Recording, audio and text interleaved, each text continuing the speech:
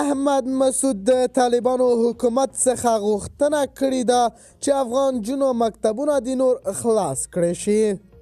احمد مسعود وایي که په زور او که په رضا باید نجونې مکتب ته پرېښودل شي، ځکه چې دوی زموږ آینده دي. باید آینده مو وسنجو او خپله آینده باید په خپله موږ خرابه نه کړو.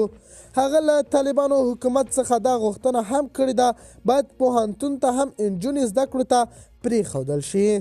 له طالبانو حکومت څخه بار دغه غوښتنه کوم چې افغان نجونې باید پرېښودل شي.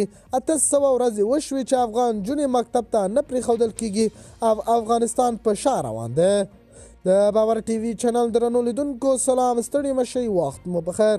هیله لرم چې جوړ او روغ به یې. په سر کې یادونه کوم که باور ټي وي چینل مو نه وي سبسکرایب کړی، د نورو تازه خبرونو لپاره باور ټي وي چینل په درنښت سره سبسکرایب کړئ.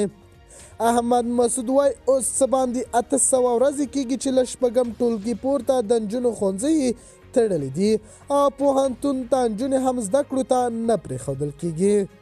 د مسکو په ناسته کې ښاغلي مسعود د طالبانو پر حکومت نیوکې کړې وي چې د نوموړي په ټکو ټولې نیمایي وګړي له لیک لوسته لرې ساتلي دي.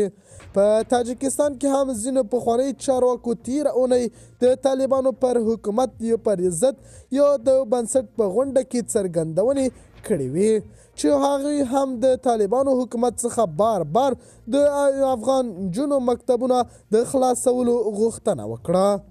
د باور ټي وي چینل درنو لیدونکو دا و زموږ ته دې مهال چمتو کړی خبر. د نورو تازه خبرونو لپاره باور ټي وي چینل په درنښت سره سبسکرایب کړئ. د الله په امان تر بیا ښې چارې.